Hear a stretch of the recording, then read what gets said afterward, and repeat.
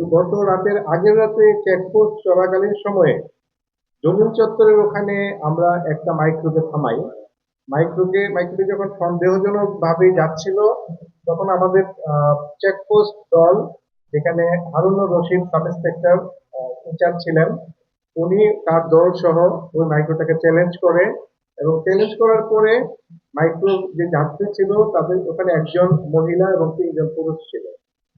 তাদের কাছে তাদের ব্যাগ তল্লাশি করে আমরা বিএমপির ইউনিফর্ম, ঢাকা মেট্রোপলিটন পুলিশের ইউনিফর্ম, ডিবির জ্যাকেট, এক সেট 2টা হ্যান্ডকাপ, 2টা শটগান, একটা ডেমো পিস্তল পাই। এটা থেকে আমরা আশঙ্কা করেছি যে এইগুলো ব্যবহার করে কোনো ধরনের অবশ্যই আহ বড় ধরনের কোনো অপরাধ করবে। আমরা আপাতত এই জিনিসটা তাদের কাছে পেয়ে মামলা নিচ্ছি, মামলা রুজু করছি, এবং তদন্তে পরবর্তী বিষয়গুলো বের হয়ে আসবে, এবং তখন আমরা বলতে পারবো আসলে তারা কোন উদ্দেশ্যে এই কাজটা, এই জিনিসগুলো সঙ্গে রেখেছিল। তবে সরকারি পোশাক, সরকারি সরঞ্জাম কোনোভাবেই সরকারের অনুমতি ছাড়া কারো কাছে রাখার সুযোগ নেই। এটা বড় ধরনের অপরাধ, এবং এই অপরাধের সাথে বড় কোনো ষড়যন্ত্র কিংবা বড় ধরনের কোনো আহ অসৎ উদ্দেশ্য আছে বলে আমরা প্রাথমিকভাবে মনে করছি।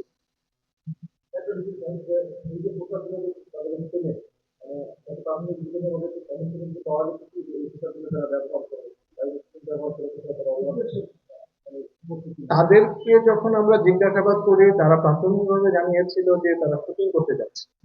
শুটিং করার জন্য আনুষঙ্গিক বেশ কিছু বিষয় লাগে। শুটিং করতে গেলে কোথায় যাবে, একটা জায়গা সুনির্দিষ্ট থাকবে। শুটিং করলে শুটার কারা হবে, এটা সুনির্দিষ্ট ব্যক্তি থাকবে। শুটিং করলে ক্যামেরাম্যান কারা হবে, এই জিনিসগুলো থাকবে।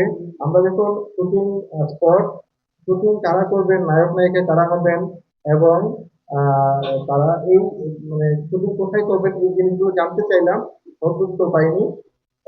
তদুপরি যাদের নাম তারা বলেছেন, তাদের সাথে যোগাযোগ করে আমরা তারা এই বিষয়গুলো জানেন না। কারো কারোর সাথে যোগাযোগ করা যায় না, এবং যেখানে যোগাযোগ করেছি তারা জানেন না যে তাদের শুটিং আছে। তার মানে তার যে বক্তব্যটা আপাত দৃষ্টিতে ভালো আছে মনে হচ্ছে।